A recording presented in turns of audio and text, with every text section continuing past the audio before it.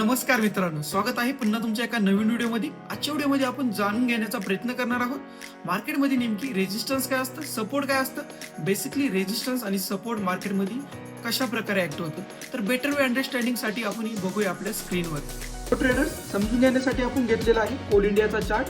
तर बघू शकता मार्केट एक शार्प फॉल नंतर मार्केट इथं थांबलेला आहे. सो बेसिकली हा सपोर्ट पॉईंट झालेला आहे. तर हा क्रिएट कशामुळे झालेला आहे, तर इथं बायर्स बसलेला आहे.